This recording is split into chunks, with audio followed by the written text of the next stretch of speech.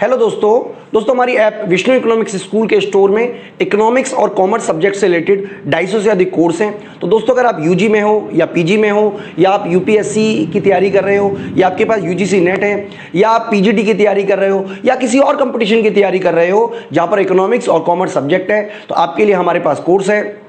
तो दोस्तों हमारी ऐप जरूर डाउनलोड कर लीजिएगा, Vishnu economics school. Hello everyone, welcome to Vishnu Economics School. So in this video we are going to discuss essential elements of a valid contract. अब इससे पहले वाले वीडियोस में हमने introduction of a contract, definition of a contract, 5 essential elements of a valid contract cover कर लिया है। तो इस टॉपिक पर टोटल 5 to 6 वीडियोस हैं और इनमें से कुछ वीडियोस प्राइवेट वीडियोस हैं जो आपको विष्णु इकोनॉमिक्स स्कूल ऐप पर मिलेंगे। और अगर आप हमारे कोर्स के बारे में डिटेल में जानना चाहते हैं तो आप ऊपर दिए हुए नंबर पे कांटेक्ट कर सकते हैं। Let's get started with 6th essential element of a valid contract, जो है लॉफुल ऑब्जेक्ट।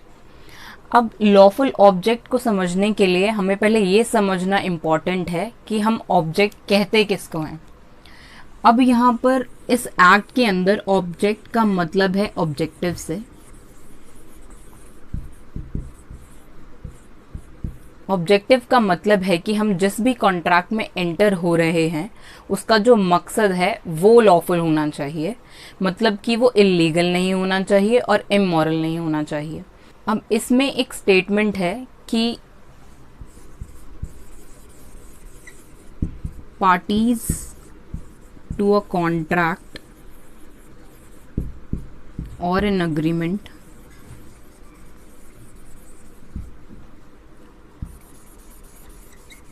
must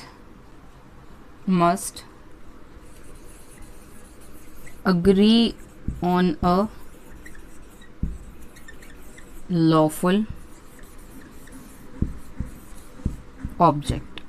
अब इस स्टेटमेंट से हम समझ सकते हैं कि जो पार्टीज टू अ कॉन्ट्रैक्ट है, मतलब 2 या 2 से ज़्यादा पार्टीज अगर किसी कॉन्ट्रैक्ट में एंटर हो रही हैं या फिर कोई अग्रीमेंट कर रही हैं तो वो अग्री होने चाहिए एक लॉफुल ऑब्जेक्ट के अगेंस्ट। मतलब जो भी कॉन्ट्रैक्ट हो रहा है वो लॉफुल ऑब्जेक्ट के अगेंस्ट होना चाहिए, मतलब उस कॉन्ट्रैक्ट का जो मकसद है वो लॉफुल होना चाहिए। अब इसकी भी कुछ कंडीशंस हैं जिन कंडीशंस में कोई भी कॉन्ट्रैक्ट इलीगल, इमोरल या फिर पब्लिक पॉलिसी के अगेंस्ट माना जाएगा, वो भी हम डिस्कस कर लेते हैं। तो वो पहली कंडीशंस जिसके अगेंस्ट अगर कोई कॉन्ट्रैक्ट हुआ तो वो वॉइड अग्रीमेंट या वॉइड कॉन्ट्रैक्ट माना जाएगा। वो पहला कंडीशन है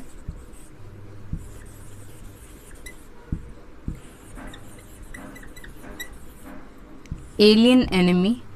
अब एलियन एनिमी का मतलब है कि अगर 2 कंट्रीज के बीच में वॉर है और उनमें से एक कंट्री का कोई ट्रेडर दूसरी कंट्री से के साथ कोई ट्रेड करना चाहेगा तो उसको हम एलियन एनिमी कहते हैं। और अगर ऐसा कोई कॉन्ट्रैक्ट पाया गया तो वो कॉन्ट्रैक्ट एक वॉइड कॉन्ट्रैक्ट हुआ। और इसको अगर हम एक रियल लाइफ एग्जांपल से रिलेट करें तो आपने देखा है इंडिया और चाइना, वॉर डिक्लेयर नहीं हुआ, लेकिन अब इस केस में वॉर डिक्लेयर तो नहीं हुआ लेकिन फिर भी इंडिया ने बोला कि चाइना के साथ हम सारी ट्रेडिंग बंद कर देंगे या फिर कुछ चीज़ों में हम ट्रेड नहीं करेंगे।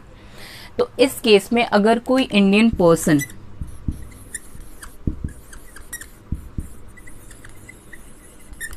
अगर चाइना के किसी कंपनी के साथ कोई ट्रेड करता है तो वो हमारे लिए एलियन एनिमी हुआ और उसके साथ किया हुआ कोई भी अग्रीमेंट एक वॉइड अग्रीमेंट हुआ।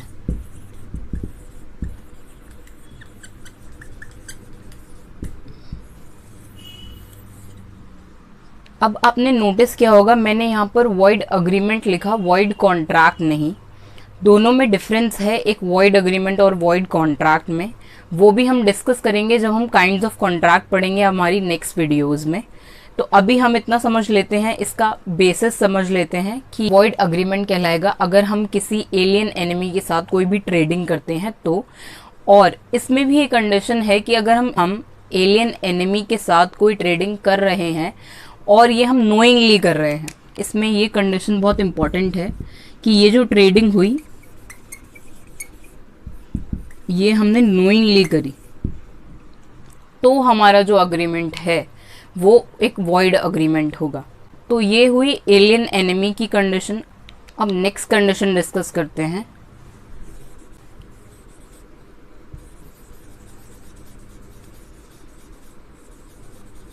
कोई फ्रॉडुलेंट एक्टिविटी और इलीगल और इमोरल। सो अगर कोई फ्रॉडुलेंट एक्टिविटी के अगेंस्ट अगर हम कोई कॉन्ट्रैक्ट कर रहे हैं और कॉन्ट्रैक्ट का जो ऑब्जेक्टिव है वो इलीगल है या इमोरल है, तो उस केस में हमारा जो कॉन्ट्रैक्ट हुआ है वो एक वॉइड कॉन्ट्रैक्ट होगा। तो इसको मैं एक एग्जाम्पल से एक्सप्लेन करती हूँ ताकि आप ज़्यादा अच्छे से इसे समझ पाएं। तो अब मान लेते हैं कि 3 पार्टीज़ हैं, ए, बी एंड सी। अब इन तीनों पार्टीज़ में ए, बी एंड सी, अब यहाँ क्या होता है, ए और बी के बीच में ये कॉन्ट्रैक्ट होता है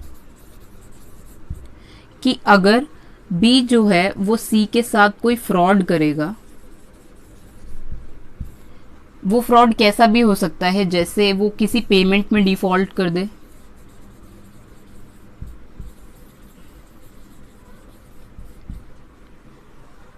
एग्जाम्पल के लिए हमने ले लिया कि मान लेते हैं कि ए ने बोला बी से कि अगर वो ये पेमेंट नहीं देता है सी को, तो ए बी को लेट्स से 5 लाख रुपीस देगा।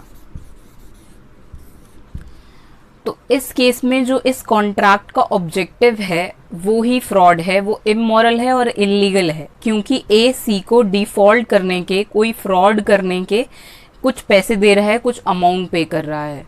तो इस केस में ये जो कॉन्ट्रैक्ट हुआ ए और बी के बीच में वो लॉफुल ऑब्जेक्टिव पे बेस नहीं हुआ, वो इलीगल कॉन्ट्रैक्ट हुआ और इमोरल भी हुआ। तो ये केस हुआ जिस केस में फ्रॉडुलेंट एक्टिविटी के अगेंस्ट कोई कॉन्ट्रैक्ट हो रहा है या वो एक्टिविटी इलीगल है या इमोरल है। अब जो इसकी नेक्स्ट कंडीशन है वो भी इसी से ही रिलेटेड है, वो भी हम डिस्कस कर लेते हैं। तो इसकी जो नेक्स्ट कंडीशन है वो है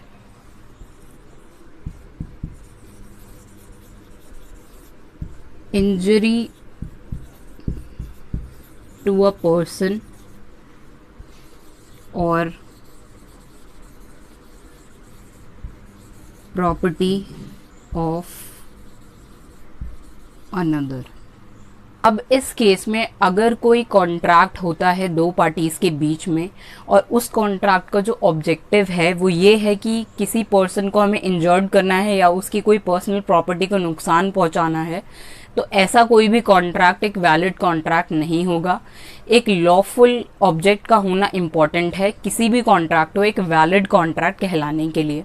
तो इसमें हम एक एग्जांपल ले सकते हैं, जैसे मान लेते हैं एक्स एंड वाई हैं और एक पर्सन है जी। तो एक्स एंड वाई के बीच में एक कॉन्ट्रैक्ट होता है कि अगर वाई जी का मर्डर कर देगा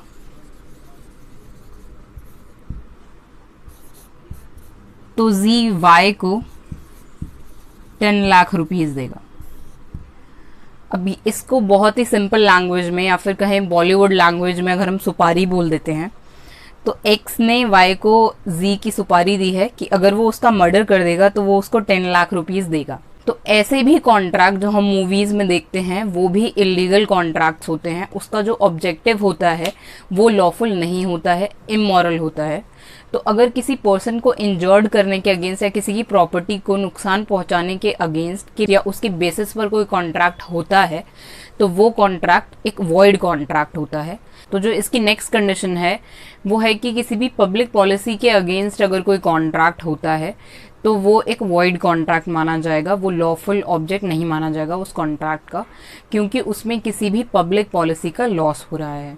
कोई लाइफ थ्रेटनिंग कॉज की वजह से हम कोई कॉन्ट्रैक्ट कर रहे हैं, किसी को इंजर्ड करने से या किसी के साथ कोई फ्रॉड करने पे अगर कोई कॉन्ट्रैक्ट होता है तो वो एक लॉफुल ऑब्जेक्ट नहीं माना जाएगा। इसको भी हम डिटेल में डिस्कस करेंगे जब हम लॉफुल ऑब्जेक्ट एंड कंसिडरेशन का पूरा चैप्टर पढ़ रहे होंगे। तब हम देखेंगे कि क्या क्या कंडीशंस हैं जिन कंडीशंस में हमें कॉन्ट्रैक्ट को एक वैलिड कॉन्ट्रैक्ट नहीं मानेंगे। कुछ कंडीशंस ऐसी हैं जिनका होना इंपॉर्टेंट है एक लॉफुल ऑब्जेक्ट होने के लिए। अब हम अपना नेक्स्ट एसेंशियल एलिमेंट डिस्कस करेंगे। तो हमारा नेक्स्ट एसेंशियल एलिमेंट है वो है writing and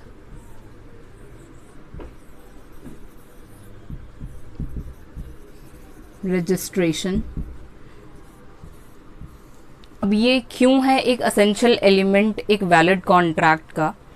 वो इसलिए क्योंकि किसी भी कॉन्ट्रैक्ट का रजिस्टर्ड होना बहुत इम्पॉर्टेंट है इंडियन कॉन्ट्रैक्ट एक्ट 1872 के अंदर। अब कोई भी कॉन्ट्रैक्ट राइटिंग में तो हो ही सकता है, ओरली भी कॉन्ट्रैक्ट हो सकते हैं।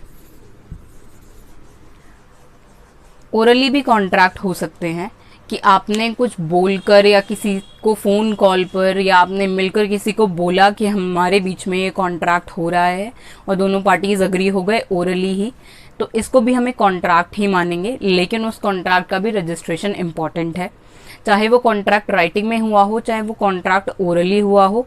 Registration is important part of a valid contract. अब रजिस्ट्रेशन होना क्यों इम्पॉर्टेंट है? वो इसलिए क्योंकि अगर एक पार्टी दूसरी पार्टी के साथ जो जिनके बीच में कोई कॉन्ट्रैक्ट है, अगर उस कॉन्ट्रैक्ट को वो ब्रीच करती है। अब यहाँ पर ब्रीच का मतलब है कि अगर दोनों में से कोई भी पार्टी डिफॉल्ट करती है या ब्रीच ऑफ अ कॉन्ट्रैक्ट होता है, एक पार्टी किसी कॉन्ट्रैक्ट को तोड़ती है, तो दूसरी पार्टी के पास ये राइट होगा कि वो अपने जो लॉसेस हैं उसको रिकवर कर पाए। तो इसका क्या प्रूफ होगा कि उनके बीच में कोई कॉन्ट्रैक्ट हुआ था?